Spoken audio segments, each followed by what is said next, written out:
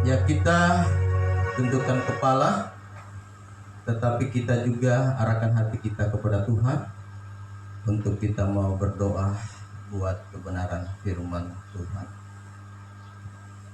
Bapa yang ada di surga, Bapa yang ada di tempat maha tinggi, kami tinggikan, kami memuliakan Engkau sebab Engkau dahsyat, Engkau luar biasa dalam setiap kehidupan kami. Tiba saatnya kami hendak menerima firman-Mu. Kuduskan hati dan pikiran kami, layakkan kami supaya kami layak untuk menerima kebenaran firman-Mu di saat pagi hari ini. Berkati hamba-Mu, berkati juga umat-umat-Mu yang sedang mendengar firman-Mu saat ini. Terpuji bagi Engkau, di dalam nama Tuhan Yesus Kristus. Kami sudah berdoa, kami juga sudah mengucap syukur. Haleluya, haleluya, amin. Ya, silakan duduk. Ya, salam. Shalom. Ya, puji Tuhan. Ya, kita bersyukur kalau pagi hari ini kita boleh kembali untuk beribadah, dan juga dalam ibadah ini kita akan memuji dan memuliakan Tuhan. Ya, di hari ini kita kembali juga akan masuk dalam perjamuan kudus. Tetapi sebelumnya itu, ya, kita akan masuk dalam kebenaran firman Tuhan. Ya, hari ini saya akan berbicara tentang Sabat. Apakah itu Sabat, ya, saudara yang dikasih oleh Tuhan? Ya, kita buka di dalam kitab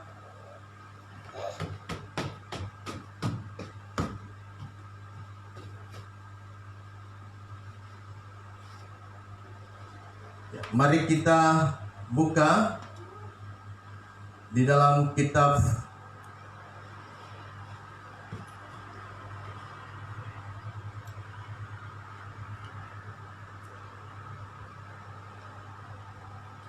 Keluaran. Ya, kitab Keluaran 35, ya.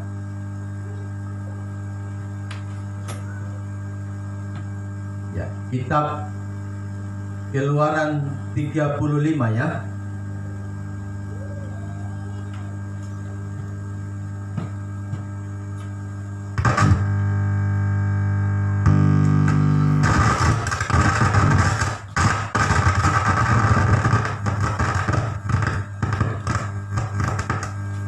Kitab Keluaran, ya, 35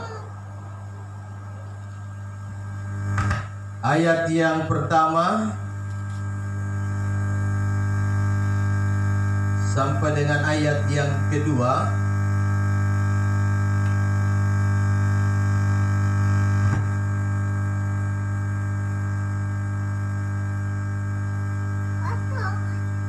Ya, lalu Musa menyuruh berkumpul segenap jemaat Israel dan berkata kepada mereka, inilah firman yang diperintahkan Tuhan untuk dilakukan.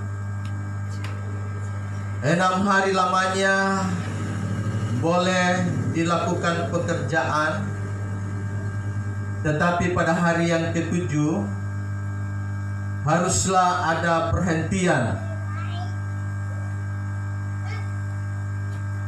kudus bagimu, yakni hari Sabat, hari perhentian penuh bagi Tuhan. Setiap orang yang melakukan pekerjaan pada hari itu haruslah dihukum mati. Ya, saudara yang dikasih oleh Tuhan, bentar ya, saya perbaiki musik dulu. Oke. Ya, saudara yang dikasih oleh Tuhan, kita mau memahami ya apa yang dimaksud dengan Sabat. Bagi bangsa Israel, Sabat itu adalah hari untuk berhenti. Berhenti dari segala kegiatan atau segala pekerjaan yang kita kerjakan. Ya, jadi saudara yang dikasihi oleh Tuhan, Sabat itu bagi bangsa Israel adalah hari di mana mereka harus berhenti dari segala kegiatan atau dari segala pekerjaan yang mereka kerjakan. Nah, sehingga kalau kita sambung di ayat yang ketiga, janganlah kamu memasang api dimanapun dalam tempat kediamanmu pada hari Sabat. Ya, jadi saudara yang dikasihi oleh Tuhan, Sabat bagi bangsa Israel adalah hari di mana mereka harus berhenti ya dari segala pekerjaan yang mereka kerjakan, saudara yang dikasihi oleh Tuhan. Lalu saudara yang dikasihi oleh Tuhan,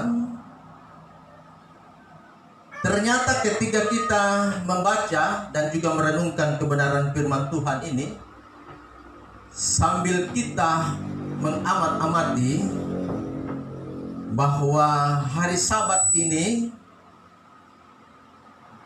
mereka harus berhenti, ternyata di hari yang ke-6 mereka dan juga masuk di hari yang ke-7 harus berhenti. Ya, jadi hari Sabat ini masih pro kontra ya. Ya, ada yang menyebut hari Sabtu ya semua harus berhenti dari pekerjaan. Tetapi ada juga yang menyebutnya hari ke-7. Ya, saudara yang dikasihi oleh Tuhan. Tetapi saudara yang dikasihi oleh Tuhan, Sabat itu bagi bangsa Israel itu disebut dengan hari berhenti. Ya, dari pekerjaan. Apakah itu terhitungnya hari yang ke-6 atau hari yang ke-7? Tapi kalau kita melihat kepada firman Tuhan, ya, kita lihat ya di dalam kitab Kejadian, supaya ini dia terkonek. Ya.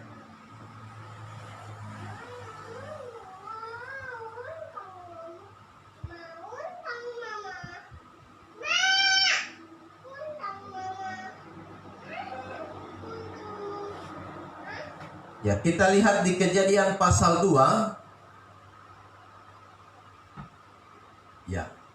Ayat yang ketiga ya, ayat yang ketiga. 1, 2. Ayat yang ketiga.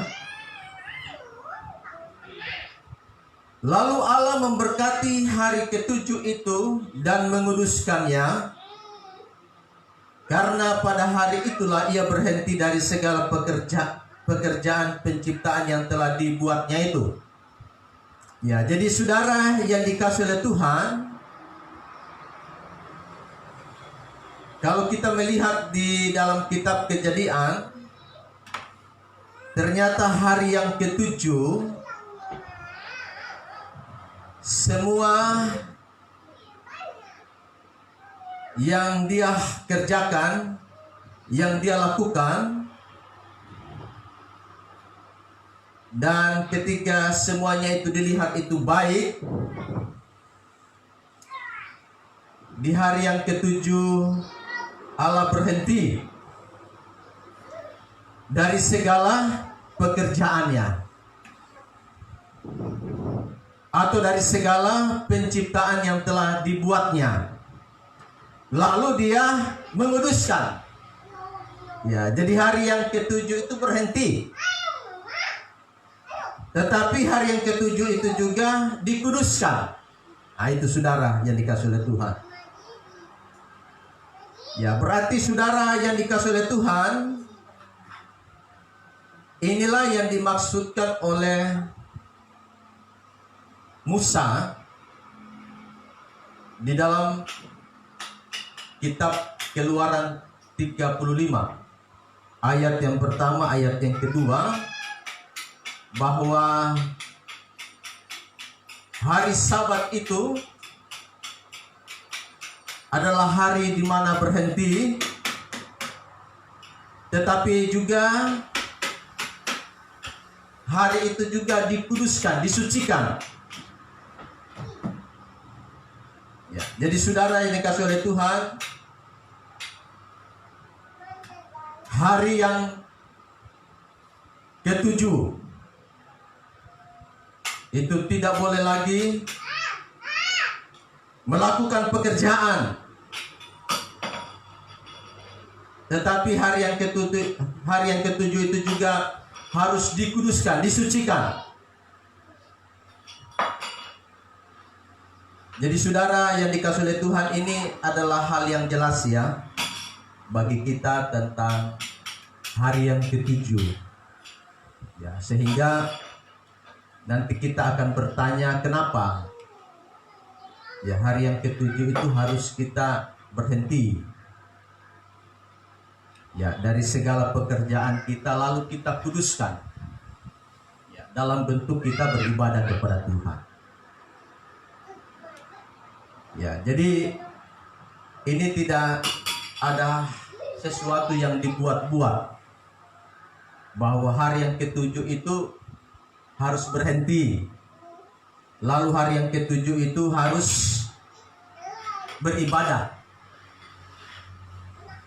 Jadi ternyata ini adalah perintah ya, yang ditulis oleh firman Tuhan. Ya, jadi saudara yang dikasih oleh Tuhan,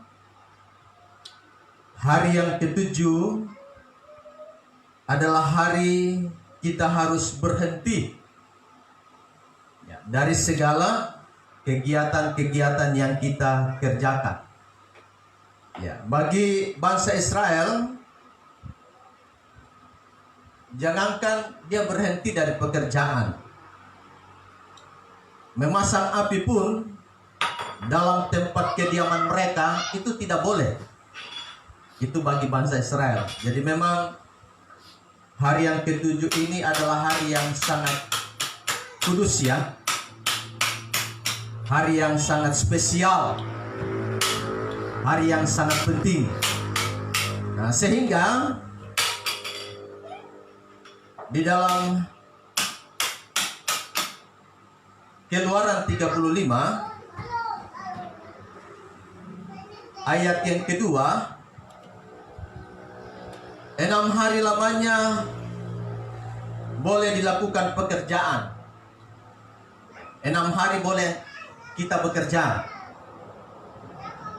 Tetapi pada hari yang ketujuh haruslah ada perhentian kudus bagimu, yakni hari Sabat. Hari perhentian penuh bagi Tuhan. Setiap orang yang melakukan pekerjaan pada hari itu harus dihukum mati. Saudara yang dikasih oleh Tuhan, zaman Musa, hari yang ketujuh, hari berhenti dari segala pekerjaan. Dan hari yang ketujuh itu harus dikuduskan, disucikan. Kalau ada yang mau melakukan pekerjaan, itu harus dihukum mati.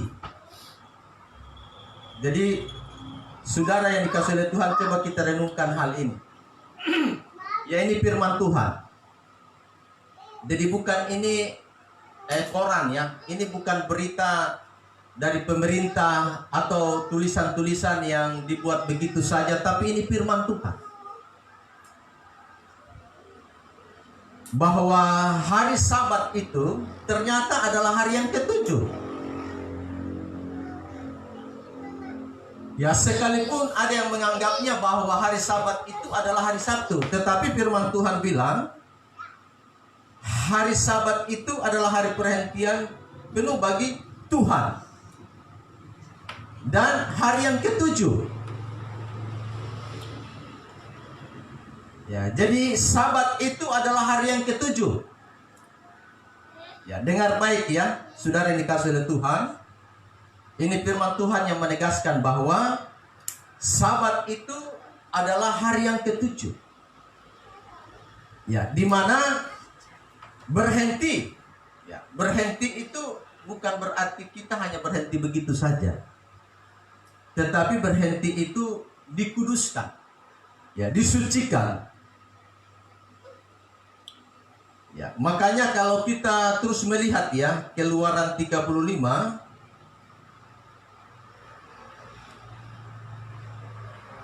kalau kita terus lihat ke bawah ya, mendirikan kemah suci. Untuk apa? Untuk kebaktian di dalamnya. Jadi bangsa Israel mereka mendirikan yang namanya kemah suci. Untuk apa? Untuk tempat kebaktian di dalamnya. Jadi kemah suci itu didirikan untuk apa? Supaya hari yang ketujuh itu orang-orang Israel itu dia berkumpul. Berkumpul untuk apa? Untuk beribadah. Ya, untuk melakukan kebaktian. Ya, ibadah atau kebaktian itu sama saja. Ya, sehingga kemah itu didirikan. Kemah itu ada, saudara, yang dikasih oleh Tuhan. Jadi ketika ada perintah bahwa hari yang ketujuh itu harus berhenti dari segala pekerjaan dan harus dikuduskan, maka Musa memerintahkan kepada bangsa Israel supaya mereka mendirikan kemah suci. Untuk di dalamnya itu dipakai untuk kebaktian atau ibadah, saudara yang dikasih oleh Tuhan. Dan siapa yang melanggar, ya katakanlah dia memasang api ya di tempat kediaman ketika di hari yang ketujuh itu harus dihukum mati.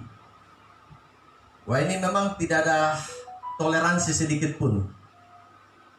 Ini tidak ada ampun sedikit pun, saudara yang dikasih oleh Tuhan. Ini zamannya Musa sangat ketat. Nah, saudara yang dikasih oleh Tuhan, hari Sabat ini bukan hanya sebuah bentuk informasi, bukan. Tetapi hari Sabat ini adalah dalam bentuk pengajaran. Turun-temurun. Nah, itu. Berarti hari Sabat itu masih berlaku sampai sekarang ini. Dan sampai Tuhan datang. Nah, itu. Jadi dia akan berbeda ya dengan sebuah tulisan yang ditulis oleh Alkitab, yang ditulis oleh firman Tuhan melalui Alkitab, bahwa ada yang memang bentuknya informasi saja. Ya, tentang sejarah, tentang kejadian-kejadian, peristiwa-peristiwa. Itu sebuah bentuk informasi disampaikan bahwa itu terjadi, dan itu adalah sebuah realita hidup. Tetapi sebuah informasi yang disampaikan tentang menguduskan hari Sabat ini adalah sebuah pengajaran. Nah, kalau itu bentuk pengajaran, itu turun-temurun, yang tidak boleh tidak. Dalam sebuah kebutuhan rohani itu masuk dalam kebutuhan primer. Ya, kebutuhan yang tidak boleh tidak, itu menjadi sebuah keharusan. Ya, jadi saudara yang dikasihi oleh Tuhan, ini firman yang disampaikan kepada kita bahwa pada hari yang ketujuh, firman Tuhan bilang bahwa kita harus berhenti. Ya, dari segala kegiatan kita, pekerjaan kita yang sifatnya rutin. Ya, berhenti. Tetapi ada juga pekerjaan yang kita tidak boleh berhenti. Ya, jadi ada hal-hal yang memang kita harus berhenti. Ya, yang sifatnya memang pekerjaan kita. Ya, seperti orang masuk kantor. Ya, berhenti. Ya, libur. Tapi ada juga yang memang kita tidak bisa berhenti. Pekerjaan-pekerjaan yang kita tidak boleh hentikan adalah pekerjaan-pekerjaan yang ringan.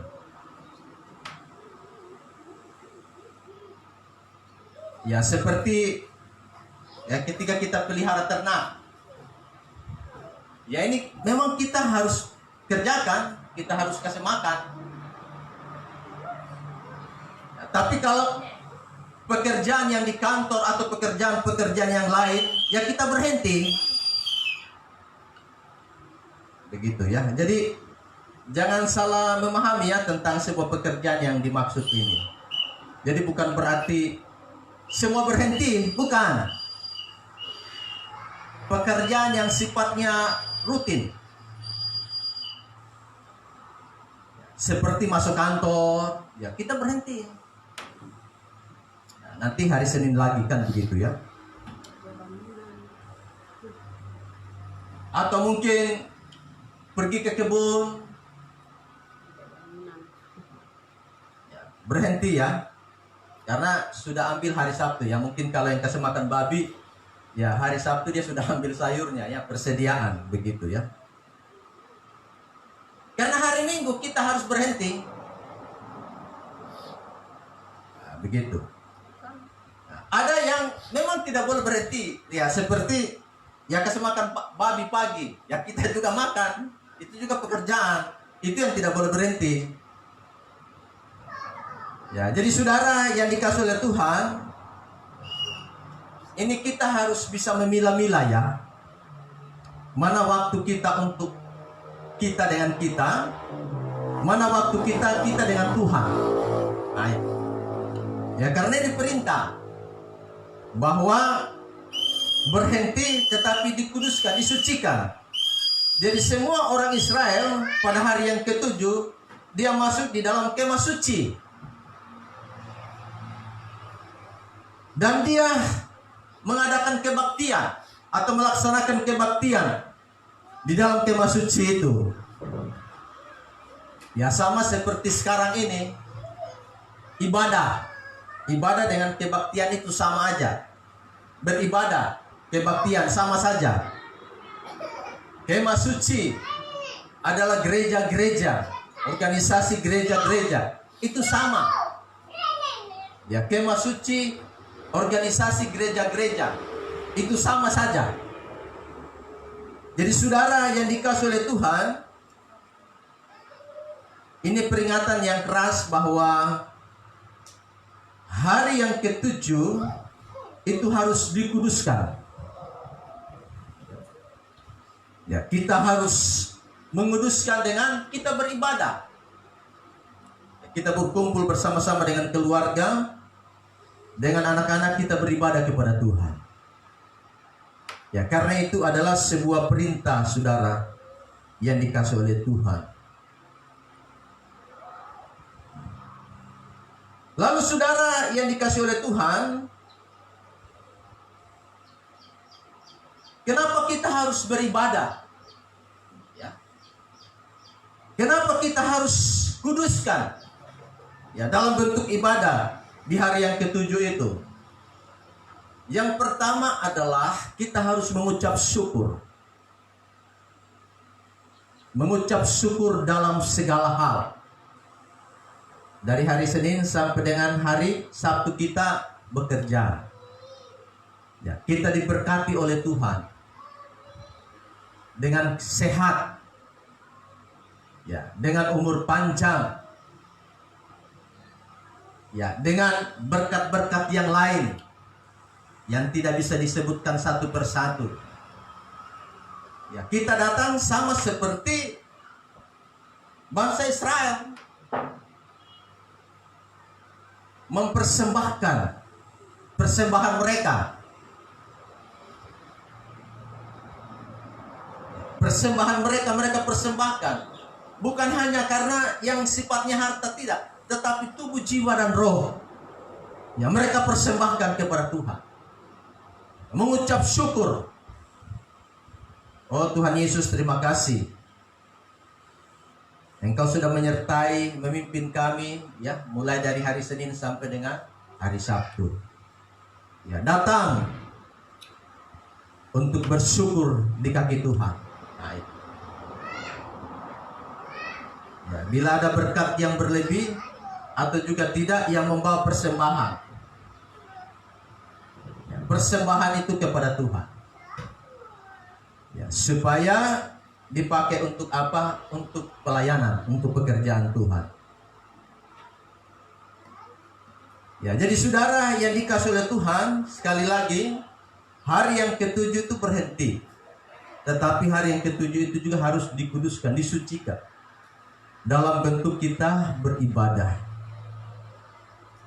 Nah, kenapa kita harus beribadah? Karena di dalam ibadah itu kita membawa tubuh, jiwa, dan roh kita itu kepada Tuhan. Untuk kita persembahkan sebagai bentuk ucapan syukur kita kepada Tuhan. Karena Tuhan sudah memberkati kita. Tuhan sudah menyertai dan memimpin kita. Saudara yang dikasihi oleh Tuhan, jika ada yang memasang api di tempat kediaman pada hari Sabat, itu akan dihukum mati. Berarti ketiga hari Sabat itu, hari yang ketujuh itu tidak dikuduskan, tidak berhenti, itu adalah sebuah kesalahan yang besar di hadapan Tuhan. Tanpa harus disadari, tanpa harus kita melihatnya itu. Tetapi itu adalah sesuatu yang sangat salah. Dan sesuatu yang salah itu tentunya ada hukumannya, saudara yang dikasihi oleh Tuhan. Jadi sekali lagi, kita boleh bekerja dengan kegiatan kita, aktivitas kita, silakan. Tidak ada yang mau melarang, tidak ada yang mau membatasi. Dari hari Senin sampai dengan Sabtu silakan. Tetapi hari Minggu itu berhenti, ya, lalu beribadah kepada Tuhan. Dalam ibadah itu kita mengucap syukur dan mempersembahkan hidup kita kepada Tuhan. Ya. Yang terakhir, ya,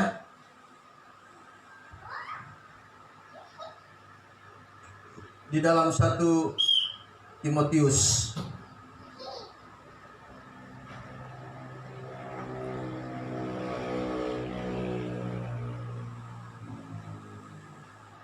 ya, 1 Timotius pasal 4 ayat yang ke-8.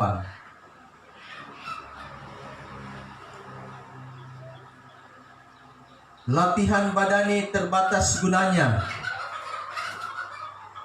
tetapi ibadah itu berguna dalam segala hal, karena mengandung janji, baik untuk hidup ini maupun untuk hidup yang akan datang. Perkataan ini benar dan patut diterima sepenuhnya. Ya, jadi saudara yang dikasihi oleh Tuhan, tadi saya sudah singgung masalah ibadah, kenapa kita harus beribadah. Ya. Yang pertama adalah kita mempersembahkan tubuh, jiwa, dan roh kita dalam bentuk syukur kita kepada Tuhan. dan kita membawa persembahan kepada Tuhan. Tetapi di dalam 1 Timotius pasal 4 ayat yang ke-8, di situ juga menjelaskan bahwa latihan badani itu terbatas gunanya. Ya, jadi saudara yang dikasihi oleh Tuhan, ternyata ibadah itu berguna dalam segala hal.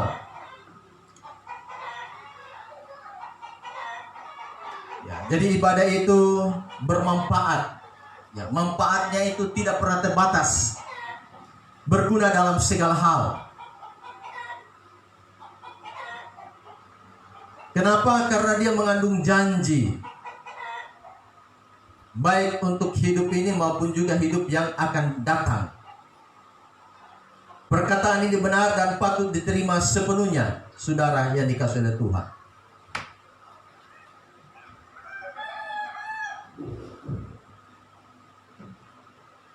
Sehingga di ayat yang ke-16 1 Timotius pasal 4, awasilah dirimu sendiri dan awasilah ajaranmu. Bertekunlah dalam semuanya itu, karena dengan berbuat demikian engkau akan menyelamatkan dirimu dan semua orang yang mendengar engkau.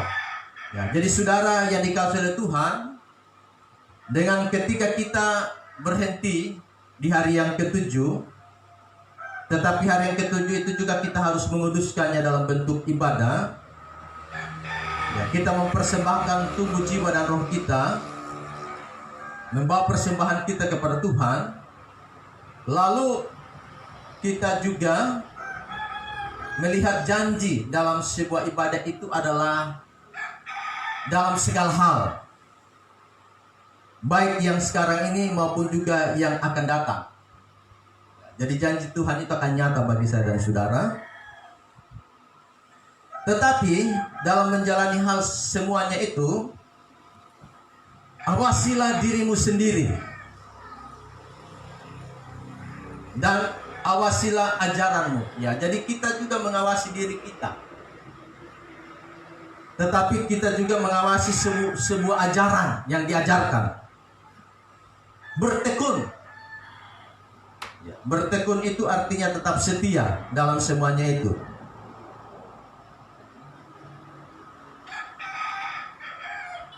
Sebab ketika dalam ketekunan kita, dalam mengawasi diri kita dan ajaran kita, maka kita juga akan menyelamatkan diri kita.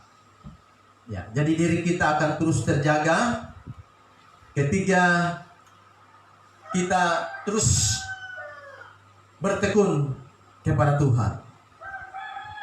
Jadi saudara yang dikasihi oleh Tuhan,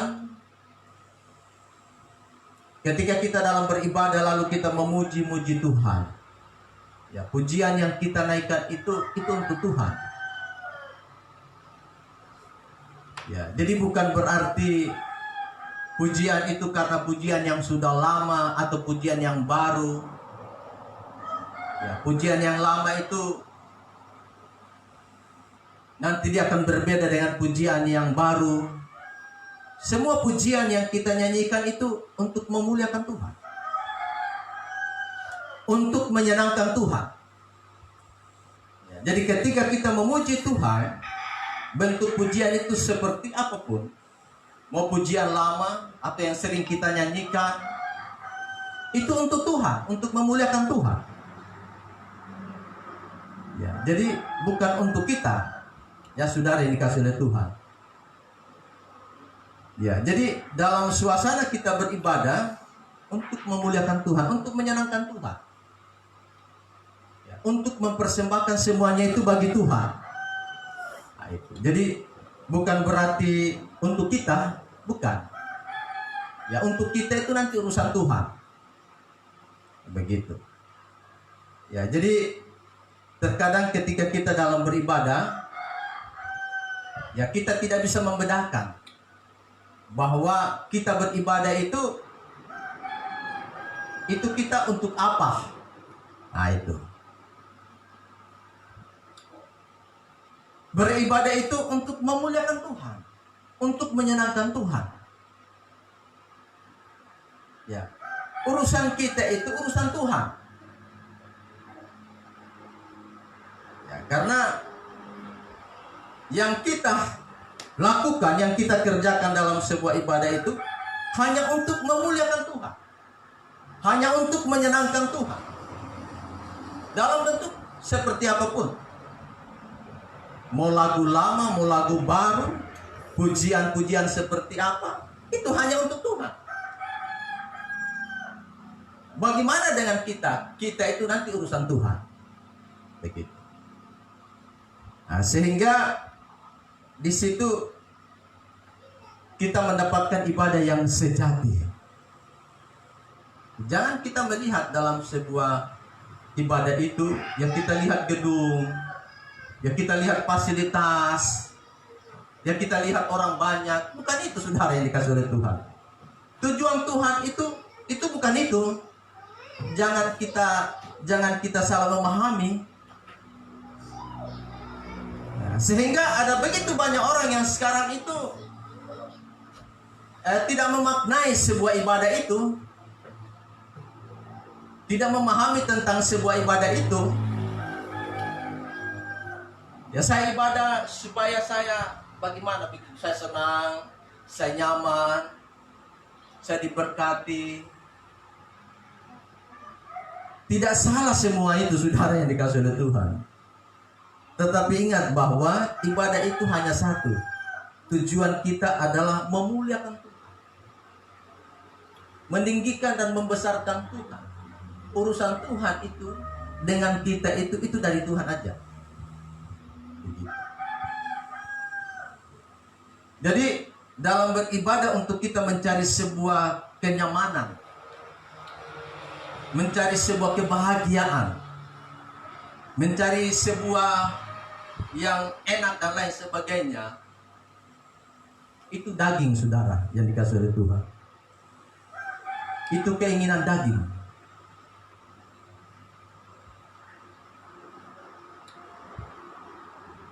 Kita akan keliru, kita akan salah ketika yang kita inginkan itu seperti yang tadi saya sampaikan. Tidak salah ketika kita datang beribadah, kita menikmati kenyamanan dalam sebuah ibadah, itu tidak salah. Ada gereja yang besar, fasilitas yang begitu banyak, yang lengkap dan lain sebagainya, menyanyikan pujian yang baru dengan alat musik yang canggih, tidak ada yang salah. Tetapi yang menjadi sebuah pertanyaan, apakah nama Tuhan itu dipermuliakan atau bisa diagungkan? Nah, itu. Jadi saudara yang dikasih oleh Tuhan, dalam ibadah tujuannya hanya satu, kita menyenangkan hati Tuhan. Bukan hati kita, ya, bukan hati kita yang disenangkan, tapi hati Tuhan yang disenangkan. Nanti tinggal dari Tuhan untuk menyenangkan hati kita, itu Tuhan sendiri. Begitu. Yang penting kita buat apa yang kita bisa buat untuk menyenangkan hati Tuhan. Bukan apa yang kita mau buat untuk menyenangkan hati kita, bukan. Tetapi apa yang kita bisa buat untuk menyenangkan hati Tuhan, ya, dalam bentuk ucapan syukur kita kepada Tuhan. Ya, Tuhan Yesus memberkati, ya. Dan kita akan masuk dalam perjamuan kudus, ya. Kita nyanyi satu pujian, ya.